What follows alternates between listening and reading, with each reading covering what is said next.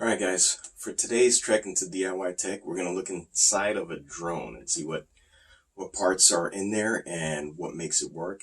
And we're going to look at several different types of drones to see what the commonalities are between them. And yeah, somebody somebody asked for this one, so I'm finally getting around to it now.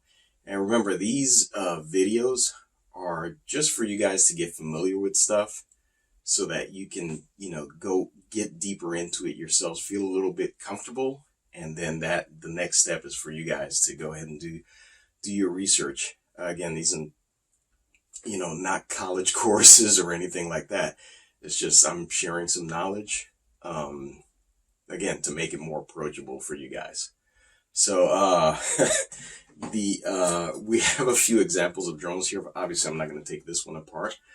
This is a D88 by Potensic, and this one is a Beholder by Apogee drones. So both of these, as drones come in a lot of different sizes, even ones that wouldn't fit in this room. But the thing is, with drones, unlike unmanned aerial vehicles, drones have the ability to fly on their own using waypoints. And so you can program them to fly along a path, and they can do it autonomously. And so that's, drones have been, the word drone has been thrown out there for a ton of different things. And just like the video that we did on robotics, difference between one and the other is you have vehicles that you can fly remotely, and you have drones like these that you can program to fly a specific path, and they can do it on their own. And some even have collision avoidance. They have sensors that can sense if something is in the path, and they can halt. Or now even the more advanced drones can actually sense something in their path and create a flight path around it. But yeah, so again, this one is built for survey purposes, and this one's built for what they call the cinematic, or some people call these the selfie drones. So anyway, let's go ahead and get to the bench, and I'll show you what's inside of these, and we'll take a look at how those components actually make the drones work. If you see any branding on anything, I don't actually receive any money from any of these companies, and I don't work for them, so I'm not speaking for them in any way. These are just the components I have on hand to demonstrate what these things do. So, and as you can see, these can get pretty small. I mean, you can shrink these components down pretty small these days. Technology has gotten to that point. But what you have in just about every, well, if it's a quadcopter, what you're going to have is you're going to have a set of motors like this.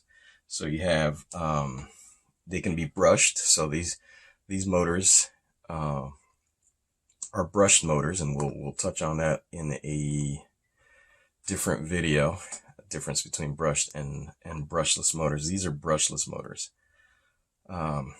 So the other thing that you have are the ESCs. And so what these do for us, they're electronic speed controllers. And so they receive a digital signal from the flight controller. So they'll take a digital signal or an analog check out the servo test video for more information on that. But these receive a PWM signal, and I'll link it. I'll put a link so that you guys can check that out. But these receive a PWM signal, as well as some logic power on this connector, and they also receive some power from the battery. and they translate that into a signal over these 3 wires for the motors to activate the windings on there to spin these at the correct speed. So you have motors, ESCs, and then you have a power distribution board. So this power distribution board is going to take power from the battery. Once the battery is connected, this will take power from the battery, and as the name implies, it will distribute that power amongst the ESCs that you have. And so, cool thing about this one is it keeps track of your voltage, which is important because, especially when you have the drone flying in the autonomous mode, it should autonomously be able to tell what the level on it. And I'm laughing because there have been incidents concerning this. It can tell how much juice is left in the battery, and in theory, trigger a failsafe that will cause it to return and land before the battery runs out. So you don't have the drone falling out of the sky. So, and again, not all power distribution boards are the same. There's a wide range of these things, but generically, this is what they do. They distribute power. Some of them can sense the voltage, and some of them can even, as this one does, sense your current draw. So as power is coming from the battery and getting distributed, you can sense how hard the pedal is being pressed, so to speak, and then you can use that information to make your drone more efficient. You can make changes that'll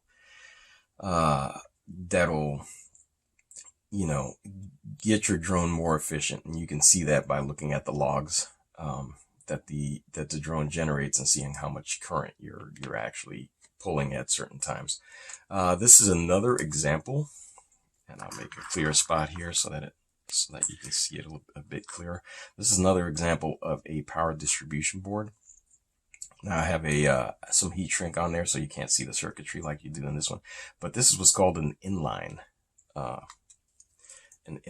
power distribution board, and it's called an inline power distribution board because, as you can see, the battery cable is on this side, and it goes straight through to the motor power cables on this side. So it's a straight through, and they call those inline. This one also has current and voltage sensing on it, and so yeah. And I typically try to do those because I do a lot of custom drones, and so knowing how much current is being drawn by the system is very important to keeping all the designs efficient. So moving along from there, these are the essential parts aside from the flight controller that you need to obviously to get the drone up in the air, right? So your props are attached to the motors. You have your speed control, power distribution is there, and it's drawing power from this battery. And batteries, again, come in a lot of different forms. You have lithium polymer batteries. You can have a lot of different battery chemistry, and they all have different advantages. And so if you guys want to see a video on the different types of battery, let me know in the comments, and we'll take care of that. This guy here is your RC receiver.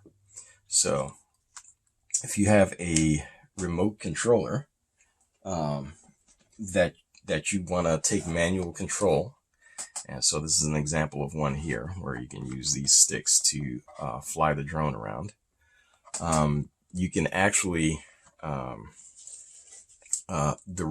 all of those signals come in to this receiver, and that's plugged into I have everything unplugged for clarity's sake, but this will plug into your flight controller right there.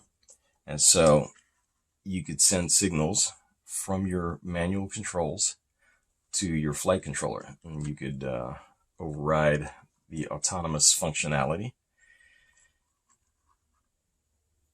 there's also a telemetry radio. So these come in different flavors. This happens to be a Wi-Fi telemetry radio.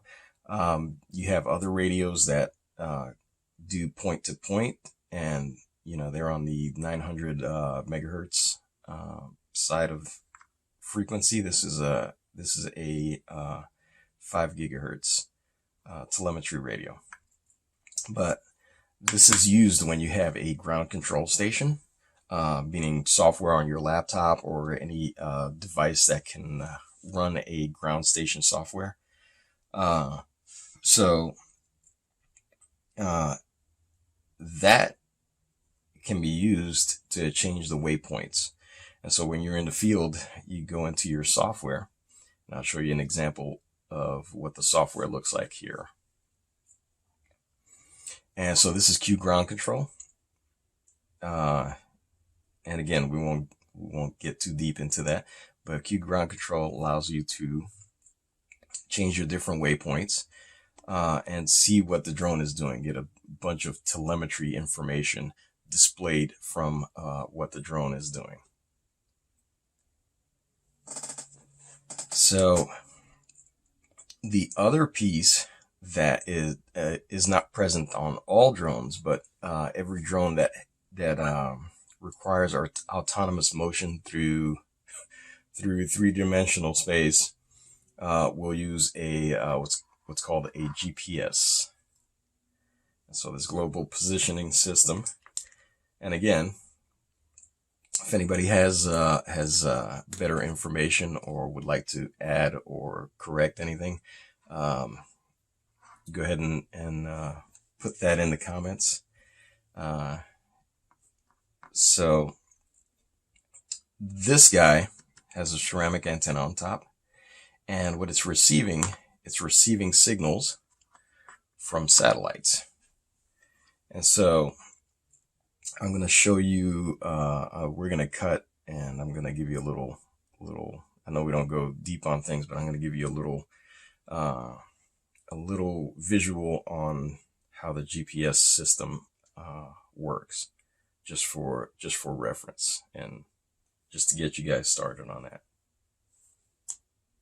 I'm just going to give you a quick overview of how it works, right? How do things figure out where they are using GPS? And so here's the Earth, and I know, yeah, it's a flat Earth. Yeah, all right, get it out. Okay, so it's that's the Earth. Here's your drone. All right, so now what do you need in order to figure out this one thing's position on this surface? So if you have one satellite there, another satellite there, and you have a third satellite there. So imagine they're floating out in space. So once you have these 3 points, and you know the distance between these 3 points to the spot that you're trying to figure out, by triangulation, you can use a little math and figure that out. So, and we'll put a few lines on there so you can see what I mean by that. And as these move around, you can bring other satellites into the constellation, and then you have even higher accuracy. So the more points you have to reference between, the higher the accuracy. And the way that that's working is they're using time. So you're sending a signal between all of these, and you're measuring how much time it takes. There's some adjustments for time dilation and things like that, because things are moving at different speeds, and we know that relativity causes time to be viewed differently depending on where you're observing it from. But this is basically what you have here is basically the setup that you need. And again, the more satellites you have, the better your triangulation of what this spot is. And so as this moves around, the distances between the satellites and the device that you're trying to locate in space, the distances change, and therefore the times that the signal takes to get from each point. And again, we'll put some lines on there so you can see, get a visual of that. And again, all of these are moving, so it's an amazing system that's been put together, because all these satellites are moving in space. That one's going in the wrong direction, but you get the idea. So that's a high level overview of how this guy works. And so that's basically what you have in your drone. So the last but very important component of this whole thing is the flight controller. There's a lot of different flavors of flight controller, but this is probably one of the most recognizable ones. And so this is the one that we're going to show here. And you have power connections here, you have telemetry, GPS connections, and your receiver for manual controls. S-bus, PPM, different signals. Those are of you who are familiar with flying model airplanes. You'll recognize that pretty easily. And what this guy does is two things. It interprets the manual RC controls for you, so that you can fly manually. In its autonomous mode, it will interpret the different waypoints that you just looked at. It'll interpret those different waypoints. There's a PID loop in here, and the PID loop, what it does is it uses this uses the mathematical formula. And well, here we go. We'll just, so looking at that formula, it looks very complicated, but it's just the PID loop as it's just an acronym for proportional, integral, and derivative, and it's just the different components of the formula, right? So I'm not gonna better people than I have explained it. Oscar Liang is the one. So I knew about PID loops before from my work in automation, but Oscar Liang has a really good, and I'll link it below, really good explanation of the PID loop as it concerns drones. So you can take a look at that. But just a real distilled is one part sees where the drone is, and it seeks to put it at a set point. Another part checks to see how much the drone overshot that, and it holds that value in order to make it more accurate. And then there's another component that will be used to tell it how hard to move towards that point. So the three components of the PID loop together seek to just correct an error, right? So this is the position as sensed by the drone, and this is the set point that the drone that you want the drone to be at. And so right now there's an error between those two. And so the PID loop seeks to correct that, and it will try to use the drone's sensors to move it to that set point. So in order to move the drone around, right, you introduce an error either with your manual controls or with the ground control. You move that set point to another spot, and now the drone's like, oh, wait a minute, there's an error between my position and the set point, and it'll move to correct that. And so again, the PID loop, you have an overshoot, it looks at that, and it puts a value in there that says, okay, next time move this way, and it minimizes that overshoot until you're at the acceptable. There's going to be a range of space that's acceptable to be off by the drone. So the drone will always be off by a little bit, but you can adjust how much of that difference is acceptable. So once it corrects that error to that acceptable amount, the drone will be happy and it'll sit there. So now we've talked about waypoints, right? So you're like, how does waypoint relate to any of this? So when you have a mission, you can set multiple waypoints, right?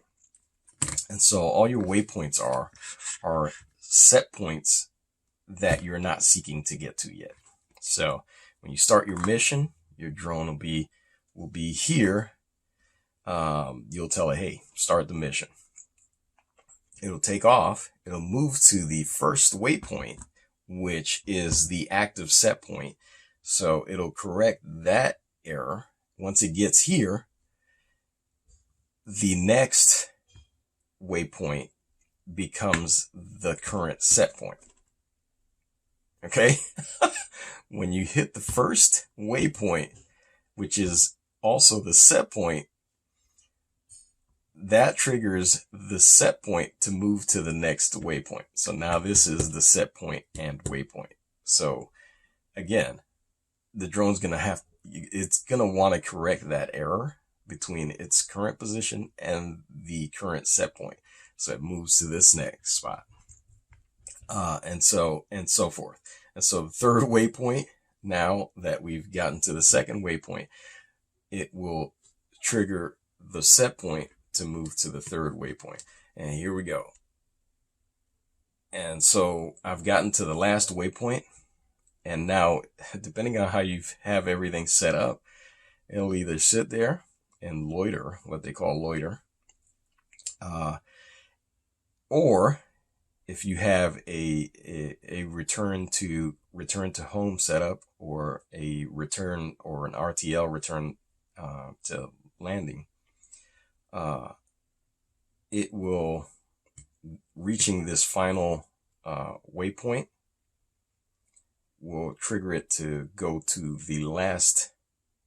the set point will move back to the position where it's supposed to land, and it'll go there and do its landing routine.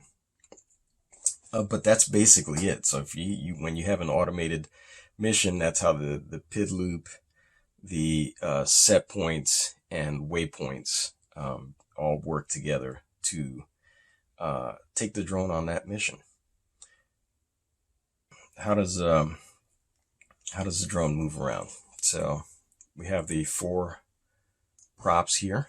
And although these are the same color, if you look really closely, that you'll see these say A and these say B, which match up with the motors, right? So these spin in opposite directions. So you have those spinning that way, and you have these spinning this way, and so forth. So these spin this way. So on this one, it's opposite what the larger drones do, which the props spin towards the inside on the middle. But same thing. The reason that they spin in opposite directions is to keep the yaw torque from happening. If they all spin in the same direction, you would have a net force trying to spin the drone, do a flat spin in a certain direction, right? Depending on the spin of the motors. So that net force of the motor spinning will seek to spin the whole thing in one or the other direction. So to counteract that, 2 pairs are spinning in opposite directions. So when you talk about moving a drone around in space, if you want to yaw the drone or move it in a flat turn, turn it around in one direction or the other, what you do is you speed up the 2 drones that are diagonal to each other, and that changes your net force in a way that spins your drone. So now, in order for the drone to move forward, you slow these 2 down, and the drone will pitch forward. Same thing for rolling. You slow these 2 down, and the drone will roll this way. So which will move it sideways, pitching forwards and moving forwards, pitching back, and so forth. So that's pretty easy to get.